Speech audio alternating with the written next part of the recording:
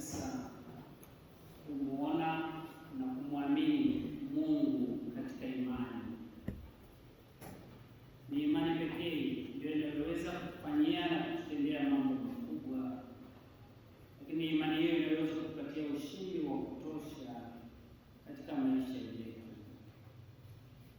Labda wakati mwingine tunakuwa na hofu na mashaka katika mambo mbalimbali ambayo tunakutana nayo katika maisha, na hivi kurudi nyuma ni kwa sababu ya upungufu wa imani. Muombe Mwenyezi Mungu Dominika hii ya leo atuongezee imani ili na sisi tuwe washuhuda, tutembee kifua mbele ikiwa watu wanaoamini. Dominika hii ya leo pia ilikuwa na matukio kadhaa kati yetu. Ndugu zetu wanafanya jubilei ya miaka 50 ya maisha katika sakramenti ya ndoa. Tumshangilie Mungu.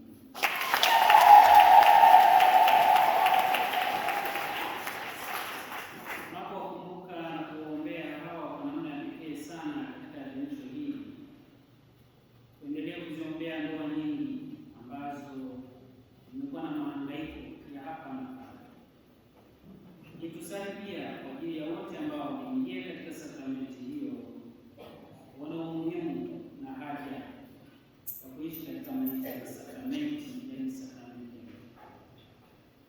Tumwombe Mungu airudishe hadhi ya sakramenti ya ndoa katika kanisa letu na katika imani. Zaidi ya hayo, tunaendelea na mpango wa jimbo katika Dominika hii, na mpango wa jimbo katika jimbo zima ni kuandaa sehemu na mahali ambapo mapadri watapumzika. Tumekuja na hiyo kauli mbiu inayosema nyumbani kwa mapadri ni kwa wote. Tumeshafanya katika parokia kadhaa, na leo ni zamu yetu kuonyesha wema, upendo na ukarimu wa kuchangia nyumbani kwa mapadri. Niwalikeni nyote basi kwa moyo mkunjufu na wa mapendo kuchangia zoezi hili la pekee linaloendelea kwa jimbo zima. Sasa hapa na pale tumekuwa ni watu ambao tunamkosea Mungu, tunamkosea jirani, na hata sisi wenyewe tunamkosea. Kwanza ibada hii takatifu kwa kukiri dhambi zetu. Mungamia Mungu Mwenyezi. Nanyi ndugu zangu, kwani nimekosa mno kwa mawazo, kwa maneno, kwa matendo na kwa kutotimiza wajibu. Nimekosa mimi, nimekosa sana.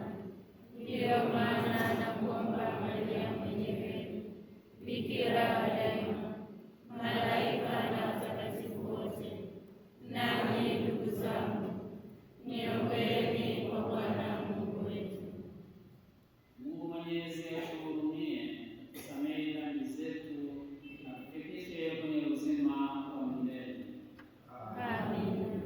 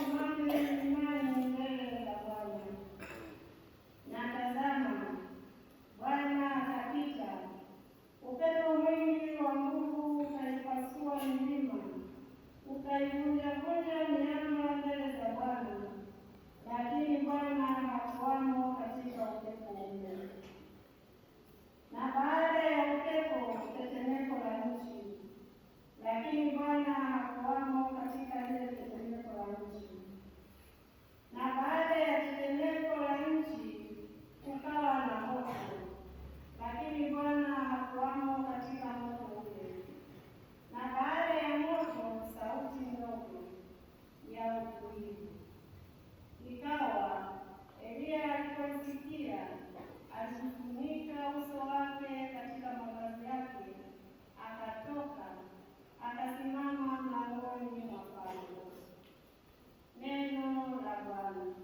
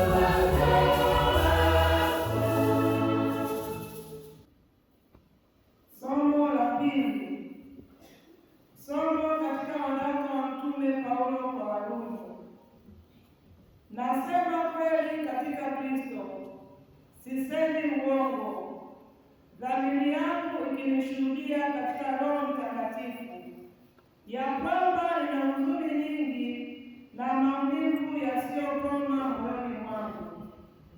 Kwa maana ningeweza kuomba mimi mwenyewe niharimishwe na kutengwa na Kristo kwa ajili ya ndugu zangu, jamaa zangu, kwa jinsi ya mwili, ambao ni Waisraeli, wenye kule kufanywa wana na ule utukufu na maagano na kupewa Torati na ibada ya Mungu na ahadi zake, ambao mababu ni wao, na katika hao alitoka Kristo kwa jinsi ya mwili, ndiye aliye juu ya mambo yote, Mungu mwenye kuhimidiwa milele. Amina. Neno la Bwana.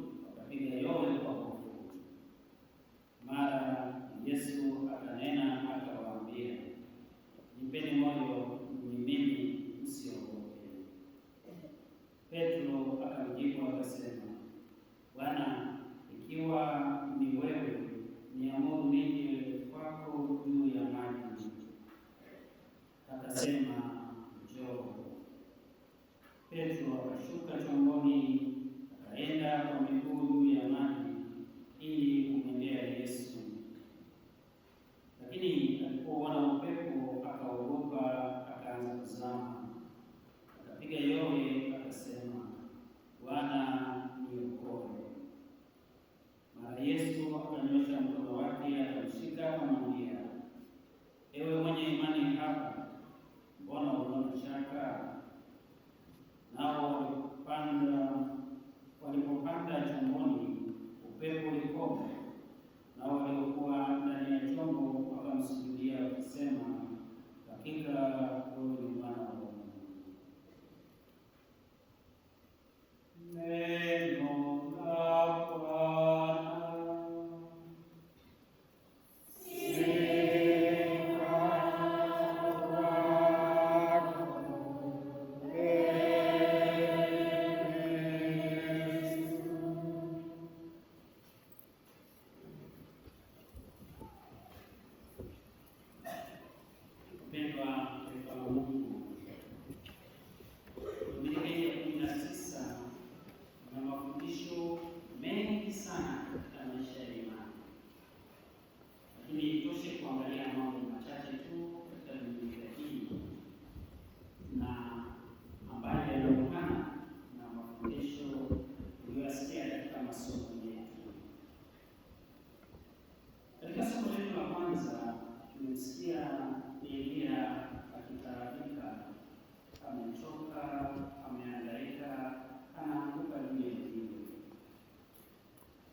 Amepata mateso kwa sababu anafukuzwa, na si tu kufukuzwa, anakimbia ndio, lakini pia anatakiwa kuuawa. Sababu za kuuawa kwake zimeelezwa nyuma kidogo ya somo letu la leo. Nabii Eliya alikutana na manabii wa uongo, inaitwa manabii wa Baali. Wale manabii wa uongo wakawa wanashindana juu ya mambo mengi, lakini nabii Eliya akawaeleza kinaganaga kuwa ukweli ni kwamba ninyi wa uongo na mnawadanganya watu, tena mnawaibia, nyinyi ni wezi. Wakati wanaendelea na mabishano hayo, wakasema kuwa Eliya akawaambia, kama mnataka kuamini ninachowaambia, tengenezeni sehemu yenu hapo altari yenu, alafu wakini mwanakondoo, iteni moto kutoka juu mbinguni uje uteketeze yule kondoo. Kama kweli moto utakuja, ninyi ni wa ukweli, lakini usipokuja, ninyi ni wa uongo. Lakini na mimi nitafanya hivyo hivyo, kipepo hicho na mimi nitakitumia, na mimi nitaweka hapo hapo, na mimi nitaita Mungu wangu. Basi Mungu atakayejibu ndio Mungu wa ukweli. Wakawa wamefanya hivyo, wakawa wameweka hapo au sadaka ikateketezwa, na basi wakaambia anzeni nini, wakaanza kuita. Wakaita kuanzia asubuhi mpaka mchana, hakuna kitu. Wakaomba mpaka jioni, hakuna kitu. Wakarudia tena, Eliya akawaambia, Mungu labda na kazi nyingi, endeleeni tena kumuita kwa sauti. Wakaita kwa sauti za makelele makubwa, lakini Mungu hakuja. Wakahangaika kweli, Mungu hakuonekana. Wakasema, endeleeni tu kuita, inawezekana amelala, mwamsheni. Wakaita kwa sauti kubwa zaidi ili aje, hakuonekana Mungu. Baada ya kuweza kumshindwa, wakasema sasa na wewe ujaribu. Wakaweka pale kila kitu, yeye alipiga moja tu, akainua macho juu, akamwambia Mungu, kwa ajili ya watu hawa waamini pia neno lako, moto ushuke uteketeze sadaka. Moto pale pale ukashuka na ukateketeza ile sadaka. Watu wote wakajua kuwa Mungu wa Eliya ni Mungu wa ukweli, bila makelele, bila vurugu, ni sala tu ya ukimya ilifanikiwa. Na baada ya hapo, baada ya kupokea tendo hilo, basi wale manabii wa uongo wakaona kuwa wanaharibiwa mpango wao, hivyo wakaamua kuwa huyu mtu wamuue, wamteketeze, wamfunge katika maisha.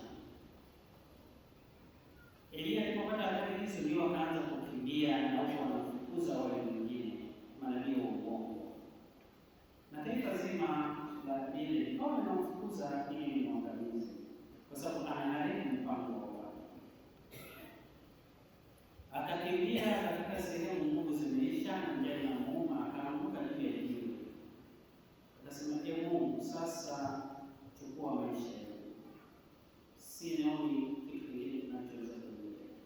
Ndio somo hili la leo linapoingia. Akiwa pale kwenye jiwe ameanguka, ukaja upepo mkali sana, upepo mkali ajabu. Umesikia unaofananishwa na huo katika Injili wa mbisho. Akafikiri kuwa Mungu alikuwepo kwenye ule upepo. Mungu hakuwepo kwenye ule upepo.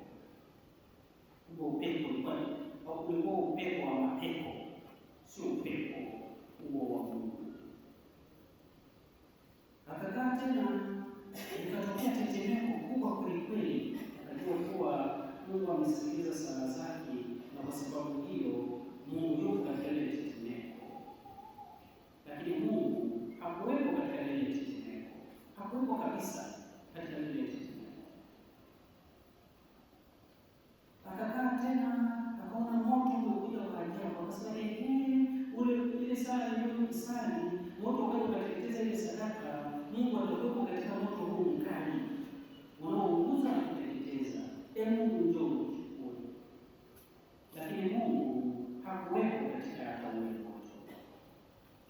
Mwisho kabisa ilitokea sauti nyembamba, tulivu, isiyo na makelele, nayo hii ndio iliyomwita Eliya, na ndio ilikuwa sauti ya Mungu. Bila kuangalia mambo mengi, tunajifunza kuwa Mungu hapatikani kwenye makelele. Hayupo. Umkuti Mungu katika makelele, umkuti katika vurugu, umkuti katika mambo ya ajabu ajabu. Mungu anahitaji utulivu na ukimya. Kanisa letu limetuwekea utaratibu mzuri sana wa kukutana na Mungu, Mungu wa kweli, sio katika makelele, ni katika utulivu, katika kuabudu Yesu wa Ekaristi. Katika utulivu mzuri kabisa, pale unakutana na Mungu. Mungu anayetaka kubadilisha maisha yako. Mungu anayetaka kukutendea miujiza. Mungu anayetaka kukufanya kuwa kumwelewa yeye ni nani na wewe ni nani, na mnakutana pale. Tunakutana naye katika utulivu wa Ekaristi Takatifu. Tunakutana naye katika utulivu wa neno lake. Tunakutana naye katika utulivu wa sakramenti zake. Tuache kupiga makelele. Tusipige kelele. Umesikia katika hiyo somo la kwanza. Kwa hiyo kelele zote hazikusaidia. Kelele zote za wale mabahari hazikusaidia kumwita Mungu wale. Kelele zote hata alizohisi Eliya baada ya kuwakilia manabii wa uongo hazikumsaidia kukutana na Mungu, lakini alikutana na Mungu katika utulivu, katika amani, katika furaha, katika upendo, kwa sauti tulivu nyororo ya kuvutia. Ndio sauti ambayo Mungu ametuwekea hapa, neno lake ametuwekea hapa, sakramenti zake ametuwekea hapa, ya Yesu wa Ekaristi. Tuone umuhimu, thamani na upendo wa kutembelea kila wiki sakramenti ya Ekaristi Takatifu na kukaa karibu nayo na kutua mizigo yako ulionayo juu yake. Mizigo yetu haiwezi kutulika kwa kelele. Mizigo yetu haiwezi kutulika kwa kuwasha moto mkubwa. Mizigo yetu haiwezi kutulika kwa kupiga ngoma, ila inatulika kwa utulivu wa ndani mbele ya Yesu wa Ekaristi.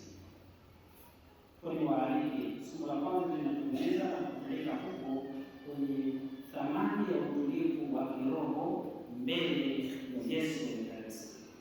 Tutumie fursa hiyo muhimu ambayo ipo, ni sisi tu kuamua kuwa leo unaenda kutulia na Yesu wa Ekaristi.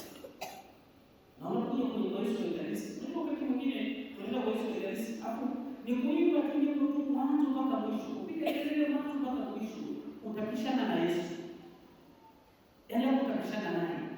Kaa kwa utulivu, ongea naye, tafakari naye. Ndani sala yako ya roho ndio anayoitaka. Yeye anataka kugusa ndani ya roho yako, sio katika kinywa chako, katika roho yako. Aseme naye, akuguse, akubadilishe, mwanze safari ya mapatano na Mungu wako, safari ya mafanikio na Mungu wako kuelekea tumaini jipya lijalo.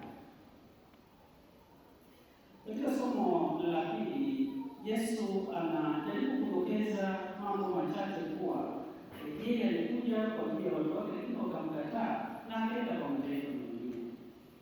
Wakati mwingine tunawakataa maadui, tunawakataa ndugu zetu, tunawakataa watu mbalimbali kwa visingizio vingi na mbalimbali. Tunafahamiana, tunajuliana, tunafanya hivi na hivi, hata neno linalotolewa iwe zuri au iwe baya, basi tunalidharau na kwanza sisi. Hata Yesu mwenyewe alikuwa hivyo. Yesu alienda kwenye kijiji chao, akakaa pale, akahubiri, wakamdharau, wakasema anakwambia nini huyu? Si mtoto fulani alikuwa hapa, tunamuona dada zake wako na nini, na alikuwa anafanya nini? Yesu akafanya miujiza pale. Yesu akatoka katika kijiji chake, akaenda kufanya miujiza mbali na pale.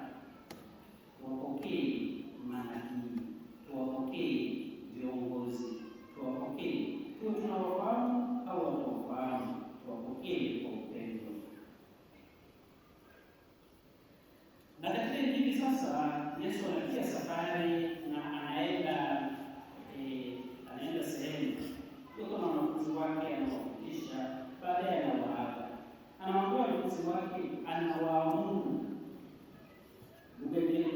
anawalazimisha wanafunzi wake, tokeni, pandeni chombo, nendeni sehemu fulani. Ni sehemu chache sana katika Biblia tunakuta Yesu akiwalazimisha wanafunzi wake.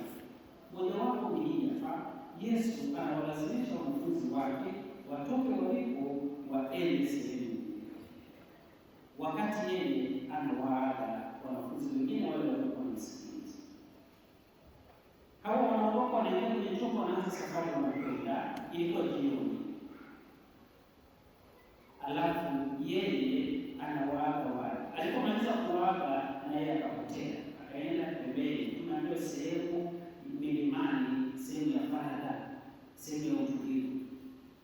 Maanake anaenda kufanya nini kule? Sehemu ya utulivu. Yesu anaenda kukutana na Mungu wake. Ndio maana narudia hili jambo kwa msisitizo mkubwa. Jamani, Mungu anapatikana katika utulivu. Yesu alijua kabisa kuwa kwenye kelele nyingi za wale watu wengi pale hawezi kufanya sala za pekee akakutana na Mungu wake. Alijua kabisa kuwa hata alikuwa na ile kundi dogo la watu 12 iliyokuwa nao, mitume wale 12, hawezi kutulia katika sala. Akawaamuru, nyie nendeni, pandeni macho, nendeni na nini na waka kwa elimu. Akaenda milimani, sehemu ya utulivu, akakaa, akasali. Sema sehemu ya faragha, akiomba. Ndio wakati ambao sisi tunautafuta katika maisha yetu, muda wa utulivu, wa kukaa na kuomba. Tatizo hatuupati. Yaani katika maisha yetu tumeshajitengenezea ratiba ndefu sana, ambayo katika hiyo ratiba Mungu tumemweka kando. Mungu hana nafasi. Tuna mfumo ambao kwa lugha ya Kiingereza unaitwa mfumo wa secularism. Secularism ni mfumo ambao unamuondoa Mungu katika maisha ya kawaida na kuingiza vitu vingine. Na ndio tunaishi katika mazingira kama haya.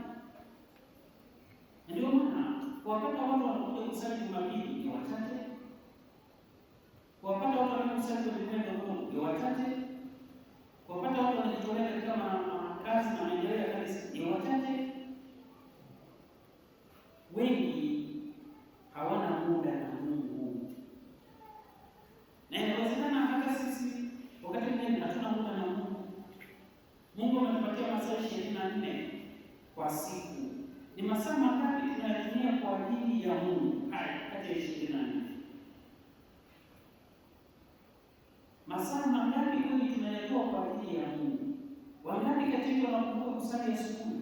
Hata kama tu ni dakika 5, lakini asubuhi akiamka dakika 5 masaa.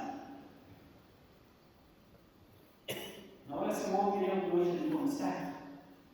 Ila wewe mwenyewe unajua na Mungu wako anajua kuwa wewe unasali asubuhi au usali. Wangapi wanakumbuka kusali jioni? Kumshukuru Mwenyezi Mungu kwa sababu amewajalia kuifikia tena jioni ya usalama. Wangapi? Na hata hivi msinyoshe mkono. Tutapata aibu au watu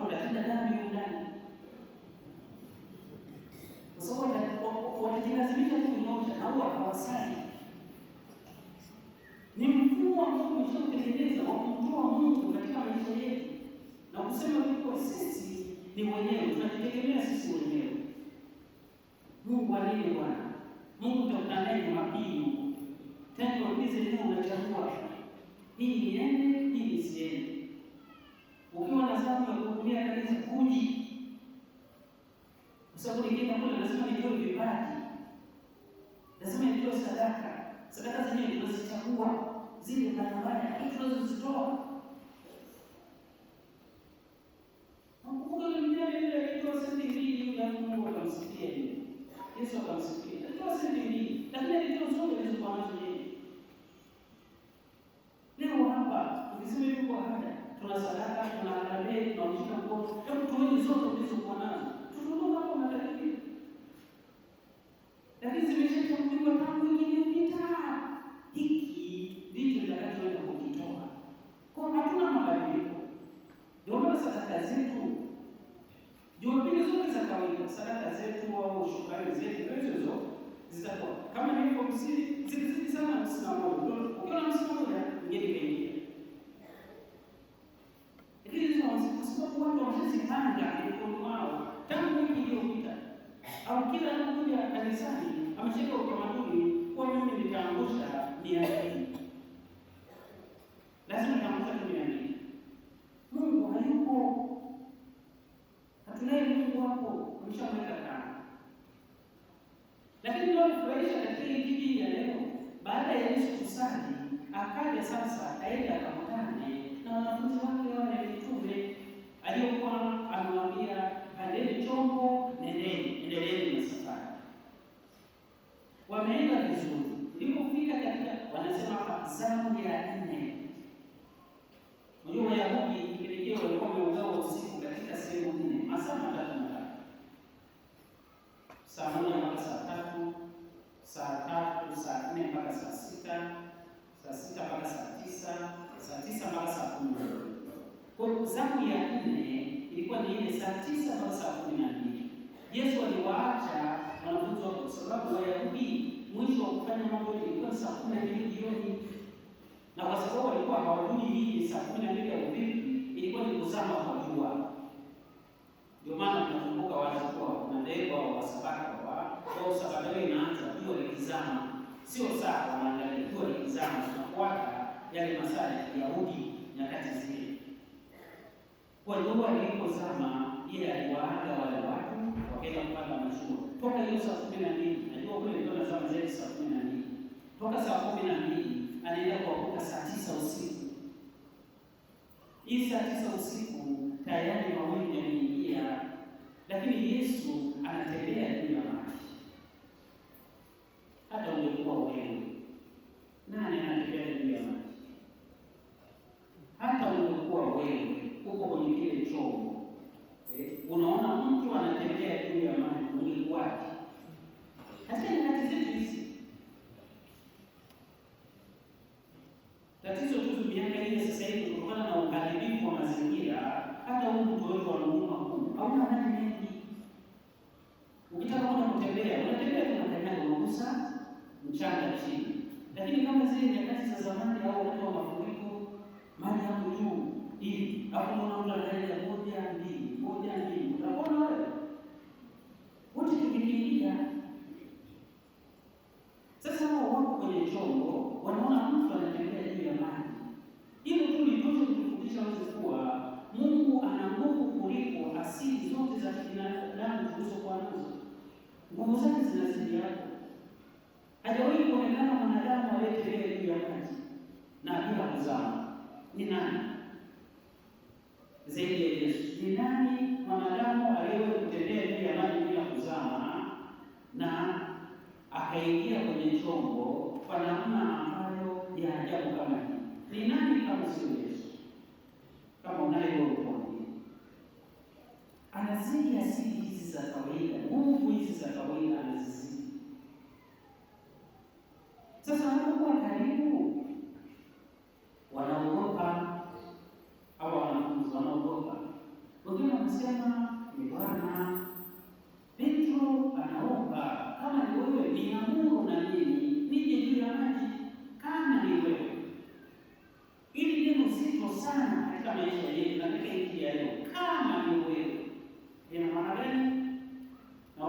mwalimu kama ni wewe, ina maana gani?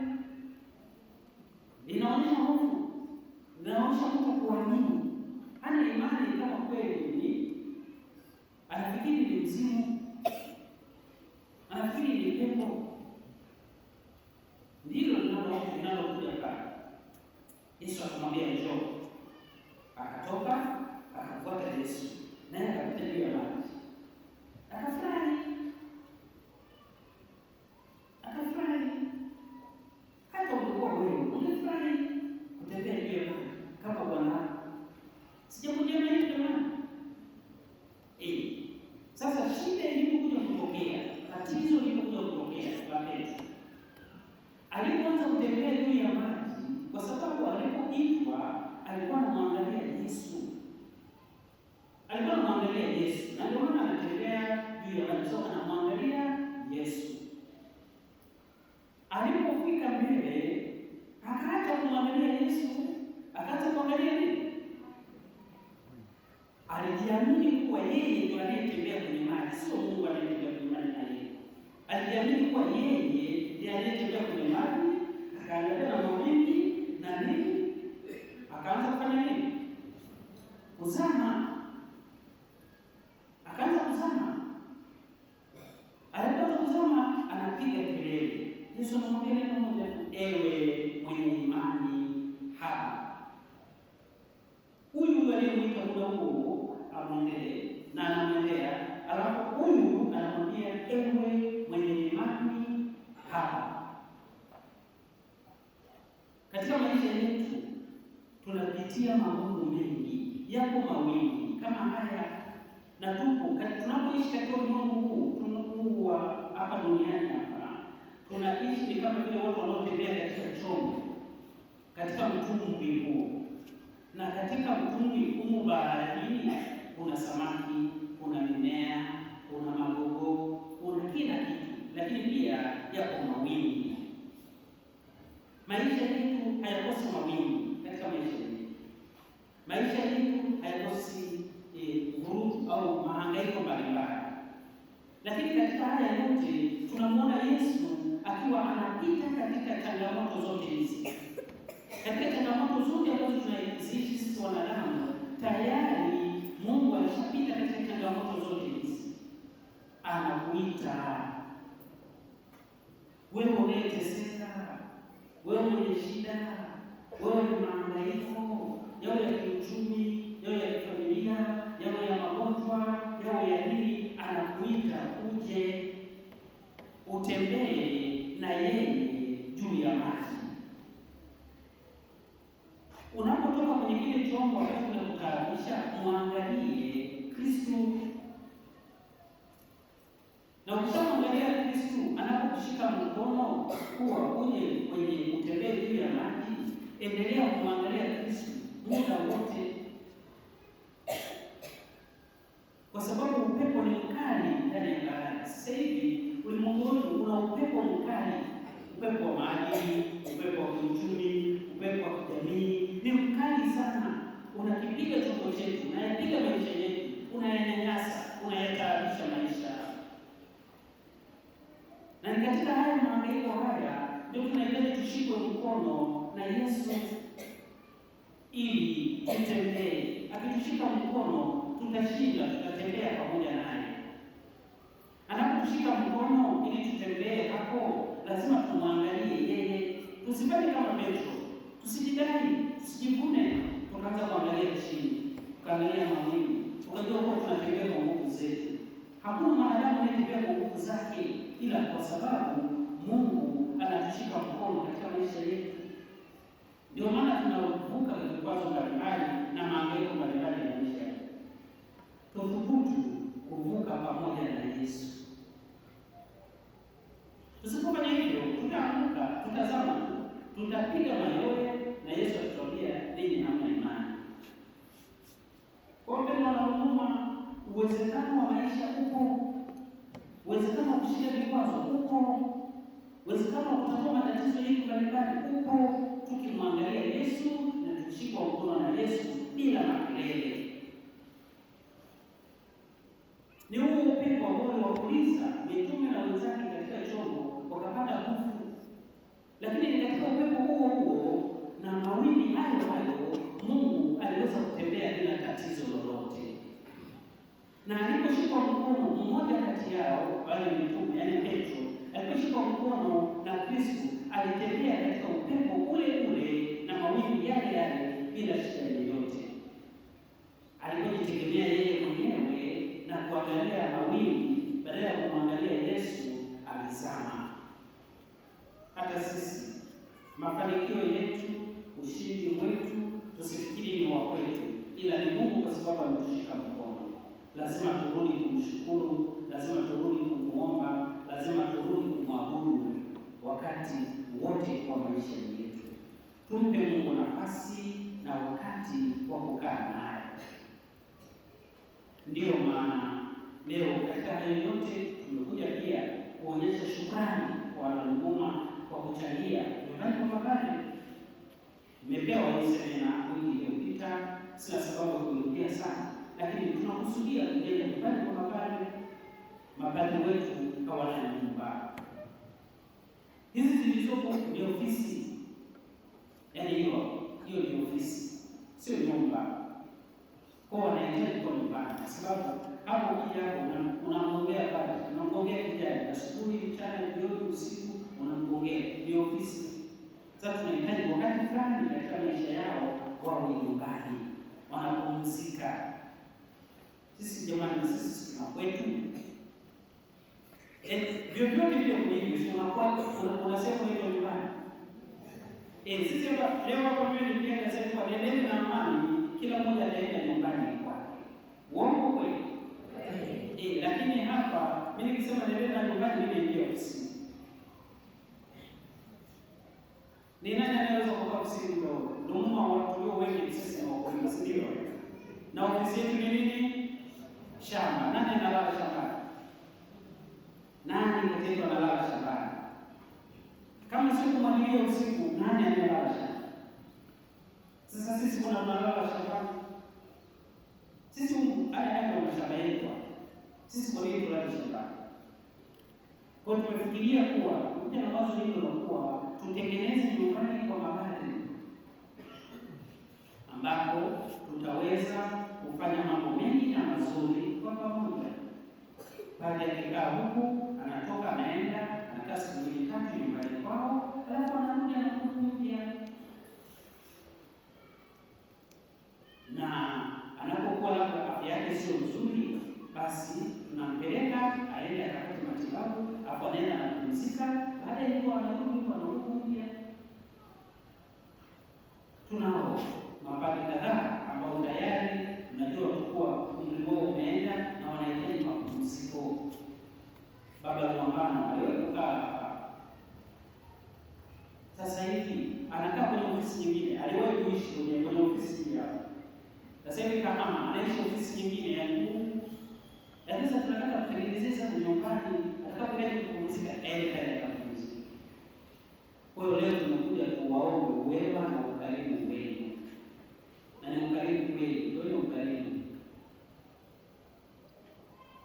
Ndio ukarimu kwa fedha, ndio ukarimu kwa vitu, ndio ukarimu kwa mifuko, ukarimu wote. Unasema toa, sema mimi nitatoa magunia 10 ya mahindi. Mawili ya na nisema kubwa hapo tunaanza kwa kweli. Dalili ya uchoyo. Kuni mengi, 10 ni shilingi ngapi? Si 360,000. Jamani, 360,000 au 220,000? Magunia 10 shilingi ngapi? Magunia 10 shilingi ngapi? Gunia moja shilingi ngapi? Gunia moja shilingi 36,000. Si ndio? Magunia 10 360,000. Sasa nimesema 10 na tunashtuka 360,000 ni nini? Kwa mwaka mzima kutengeneza nyumba mapadri ya bilioni 2.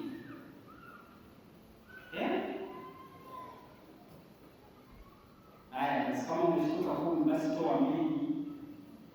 Lakini tutashukuru. Elfu 72 jamani. Gunia 2, si ndio? Hesabu za haraka hizi. umekuja lakini muonyeshe wema, upendo na ukarimu wenu katika jambo hili.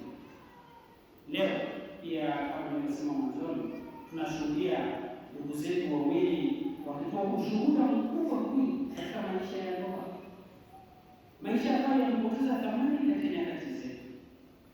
Watu wanaokuwa ndoa ni mzigo usiobebeka, hawataki kuishi kwenye ndoa. Lakini leo tunashuhudia kuwa ndugu zetu hawa wawili wameishi kwa pamoja katika maisha ya ndoa miaka 50. Miaka hii 50 sio kwamba walikuwa wanaishi eti tambarare tu, na wenyewe walikuwa wanapita juu ya bahari. Kulikuwa kuna upepo mkali mbisho, kulikuwa kuna matetemeko kati yao, kulikuwa kuna mawimbi yaliyowapiga na wapeleka hata pembeni, lakini bado walikuwa wanamwangalia nani? Walikuwa wanamwangalia Yesu kuwa ndio yuko mbele yao katika maisha yao. Waliendelea kumwangalia Yesu pamoja na kupigwa, pamoja na matetemeko, pamoja na upepo, pamoja na mawimbi, lakini waliangalia kuwa Yesu aliyepita katika sakramenti hii, wakaiheshimu, wakaipenda, wakaitunza. Kwa hiyo katika maisha yao wamekuwa watu wa kuhurumiana, kusameheana na kuombana msamaha pale ambapo wanakosea. Hakuna watu wanaingia katika maisha ya ndoa kama malaika. Wote wana mapungufu yao, lakini kwa pamoja wanatatua matatizo yao kwa pamoja. Nyakati zetu tunatafutiana visa katika maisha ya ndoa au kulipizana kisasi. Mimi kanifanyia hivi na mimi naenda kumaliza hivi. Mimi kanifanyia hiki na kumaliza hivi. Ndoa hazidumu, ndoa zinakuwa za uchachi. Watu hawatamani tena kuishi maisha ya ndoa. Vijana wanakufunga ndoa, yaani wanataka kuzaa lakini ndoa hawataki. Sasa kwa nini mtaki baraka? Kwa sababu ndoa ni baraka katika familia. Ndoa ni baraka. Wewe mbona mimi kanitendea hii, kanitendea hii, kanitendea hii. Msamehe, mwite, uende na maongezi ya utulivu katika maisha ya ndoa. Mpendane kwa kuheshimiana na kufamiliana. Matatizo yako, lakini mwangalieni Yesu ndiye aliyewaita.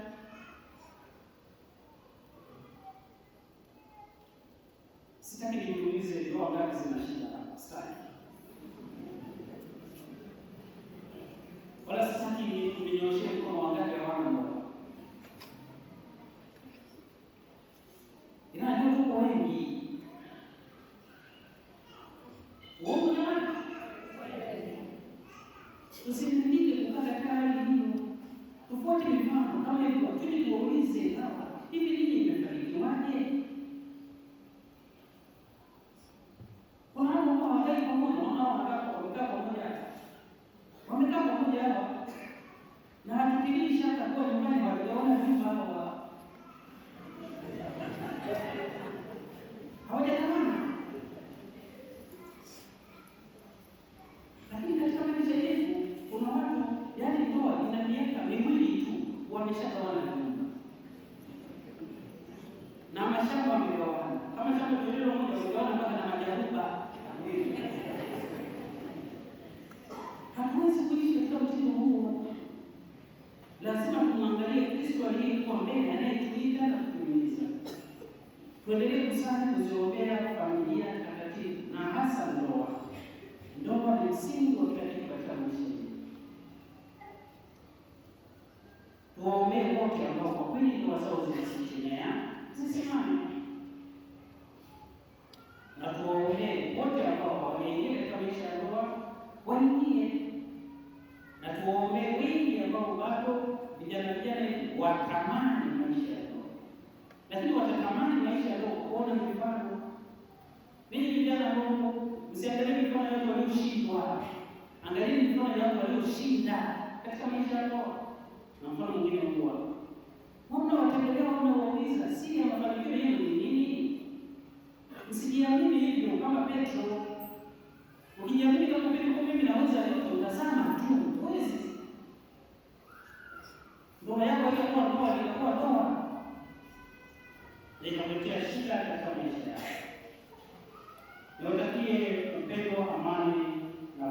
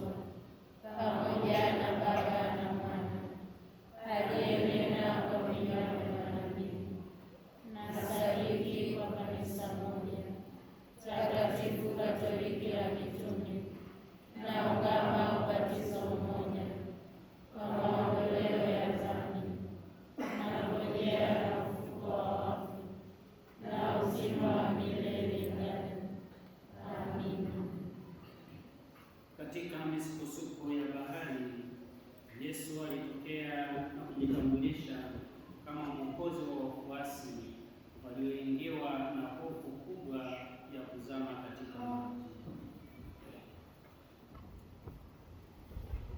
Utulize mawimbi na kutupa shwari na amani, wakati mashua ya maisha yetu inayumbishwa na matatizo magumu ya maisha. Ee Bwana, tunakuomba tusikie. Maisha yetu ni safari katika dhoruba. Utujalie kuonja msaada wako tunapokimbilia katika mahangaiko ya maisha. Ee Bwana, tunakuomba tusikie. Ushike mikono yetu usizame katika kutusahau katika misukosuko ya maisha. Ee Bwana, tunakuomba tusikie. Unapoona imani yetu inaanza kufifia, utuzidishie imani. Ee Bwana, tunakuomba tusikie.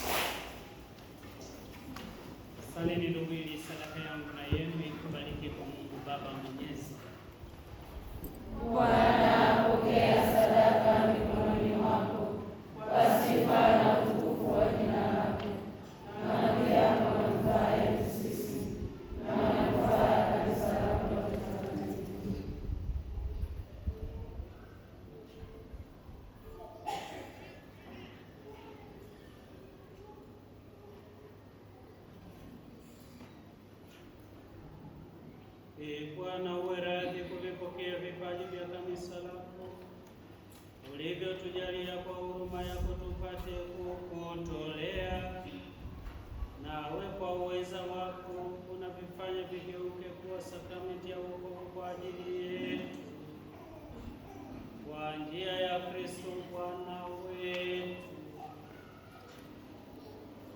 Amen.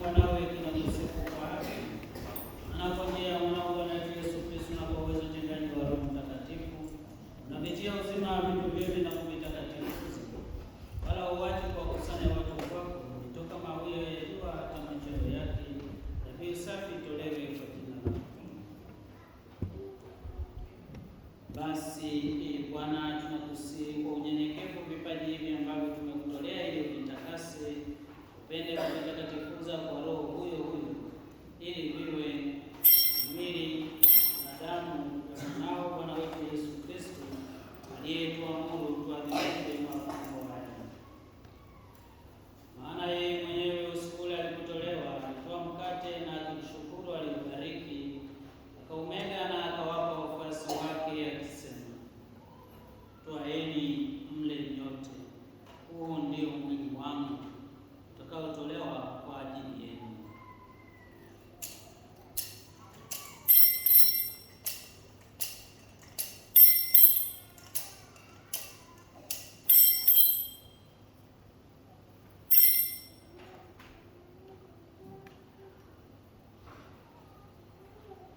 Hivyo baada ya kula, akitoa kikombe na kukushukuru, alikibariki na akawapa wafuasi wake akisema, twaeni mnywe nyote, hiki ndicho kikombe cha damu yangu, damu ya agano jipya na la milele, itakayomwagika kwa ajili yenu na kwa ajili ya wengi kwa maondoleo ya dhambi. Fanyeni hivi kwa ukumbusho wangu.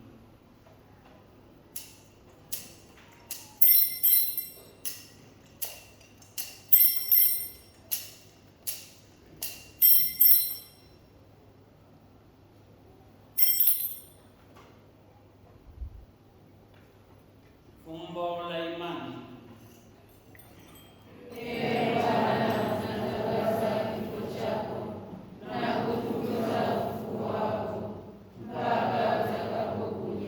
Kwa hiyo, ili Bwana, tunapoadhimisha ukumbusho wa mateso ya mwanawe yaletayo wokovu, pamoja na ufufuko wake wa ajabu na kupaa kwake mbinguni, tunapotazamia ujio wake wa pili, tunakutolea kwa shukrani sadaka hii iliyo hai na takatifu.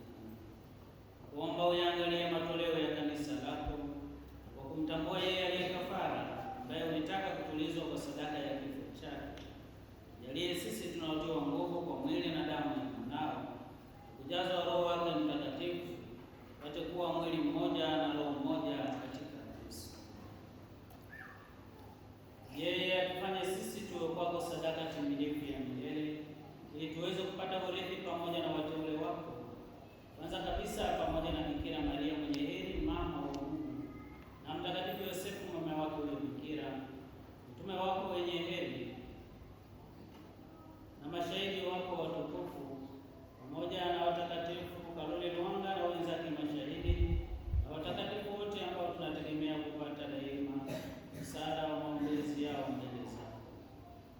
Nakuomba Bwana, aliye kafara na upatanisho wetu, lete amani na wokovu duniani kote, pende kuliimarisha katika imani na mapendo kanisa lako linalosafiri hapa duniani, pamoja na mtumishi wako Baba Mtakatifu wetu Leo wa 14, askofu wetu mkuu Beatus Kinyaia, na mimi mtumishi wako, pamoja na maaskofu wote, wakleri wote na watu wote unaowafanya kuwa taifa lako. Sikilize kwa wema sala ya jamaa hii uliyoita hapa mbele yako. Baba uliye mtakatifu, kwa huruma yako wakusanye kwako wanao wote waliotawanyika popote duniani. Wapokee kwa wema katika ufalme wako ndugu zetu marehemu, nao wote walioaga dunia wakiwa wamekupendeza, nasi tunatumaini kufika katika ufalme huo, ili pamoja tushibishwe milele kwa utukufu wako. Njia ya Kristo Bwana wetu, ambaye kwa njia yake unaujalia ulimwengu mema yote.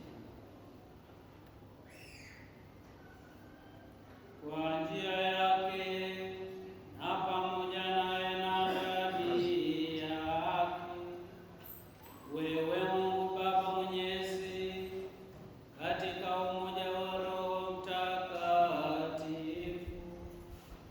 unapata heshima yote na utukufu milele na milele. Amen.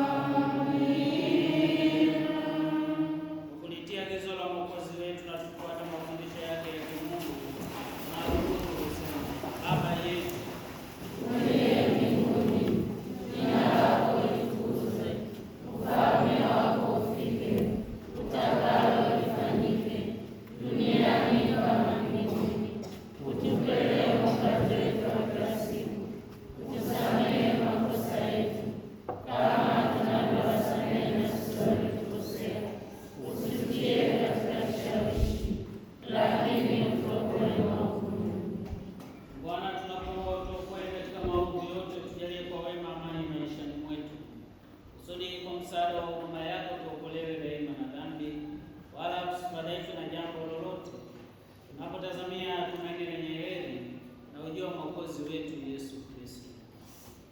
Ufalme wako na nguvu na utukufu hata milele. Bwana Yesu Kristo, uliwaambia mitume wako, amani na waacheni, amani yangu na wapa. Usizitazame dhambi zetu, ila tu imani ya kanisa lako. Upende kulijalia amani na umoja kama yalivyo mapenzi yako, unayeishi na kutawala milele na milele. Amina. Amani